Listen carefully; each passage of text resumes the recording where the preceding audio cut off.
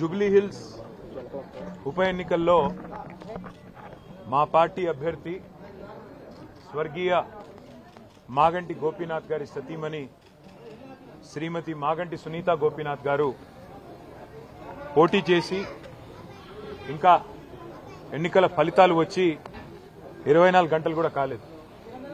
సరే, ఎన్నికల్లో అధికార పార్టీ చేసిన అరాచకాలు, అధికార యంత్రాంగాన్ని అడ్డం పెట్టుకుని చేసిన దుర్మార్గాలు, ఎలక్షన్ కమిషన్ చేష్టలుడిగి కళ్ళప్పగిచ్చి చూసిన వైనం, ఎన్నింటి ఫలితంగా మేము నిన్నటి ఎన్నికల్లో సాంకేతికంగా ఓడిపోవడం జరిగింది. కానీ ఎన్నికల ఫలితాలు వచ్చి 24 గంటలు కాకముందే మా పార్టీ కార్యకర్తలు, నాయకుల మీద ఇవాళ గూండాయిజానికి, రౌడీయిజానికి కాంగ్రెస్ పార్టీ ఏదైతే దిగజారుడు రాజకీయాలు చేస్తుందో, నేను రేవంత్ రెడ్డి గారికి ఒకటే చెప్తా ఉన్నా. 10 ఏళ్లు మేము ప్రభుత్వంలో ఉన్నప్పుడు మీరు ప్రతిపక్షంలో ఉన్నారు. ఎన్నడన్నా ఈరోజు ఇక్కడ మా సోదరుడు రాకేష్ క్రిస్టోఫర్ గారి మీద జరిగిన దాడి జరిగినట్టుగా ఒక ఉప ఎన్నికల్లో గెలిచిన తర్వాత ఎక్కడన్నా మా ప్రభుత్వ హయాంలో మా కార్యకర్తలు కానీ, మా పార్టీ నాయకులు కానీ హద్దులు దాటి ఈ రకంగా ప్రవర్తించారా ఒక్కసారి గుర్తు తెచ్చుకోండి. ఒకవేళ మేము కూడా ఆనాడు 7 ఉప ఎన్నికల్లో, 2 కార్పొరేషన్ ఎన్నికల్లో, జిల్లా పరిషత్ ఎన్నికల్లో గెలిచిన తర్వాత విజయ గర్వంతో విర్రవీగి నిన్న మీ వాళ్ళు ప్రవర్తించినట్టుగా మా పార్టీ గుర్తైన కారు గుర్తుని ఏదో ఊరేగింపు చేస్తూ, అవహేళన చేస్తూ చిల్లరగా ప్రవర్తించుంటే ఇవాళ మీరెక్కడ ఉండేటోళ్ళో ఆలోచించుకోండి.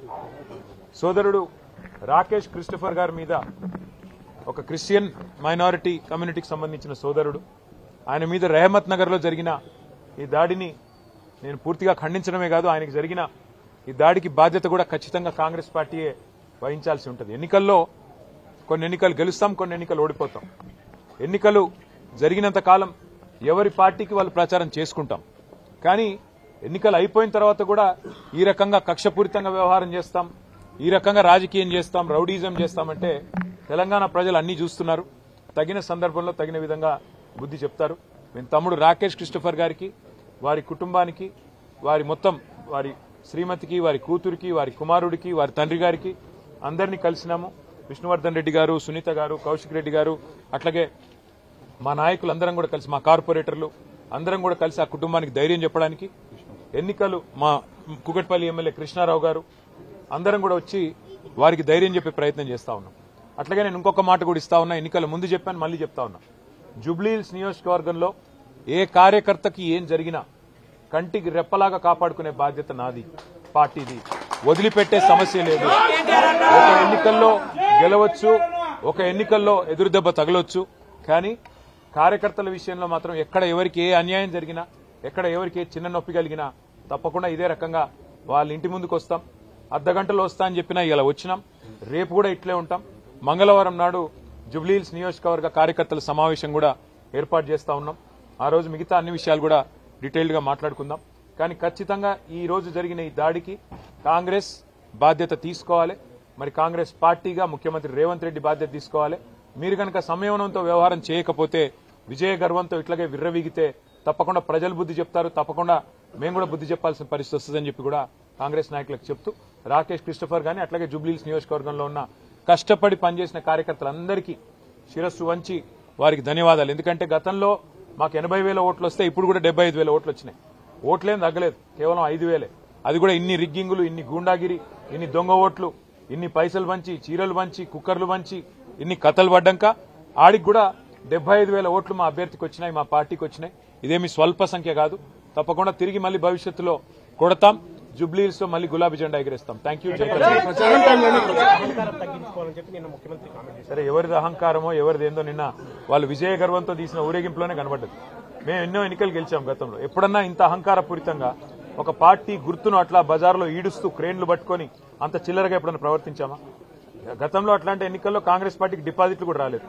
అట్లా అని చెప్పేసి కాంగ్రెస్ పార్టీ గుర్తునేమన్నా గాడిదనెక్కి ఊరేగింపులు చేశామా? అహంకారం ఎవరిదో, ఆత్మవిశ్వాసం ఎవరిదో, భవిష్యత్ ఎవరిదో తప్పకుండా తెలంగాణ ప్రజలు నిర్ణయిస్తారు.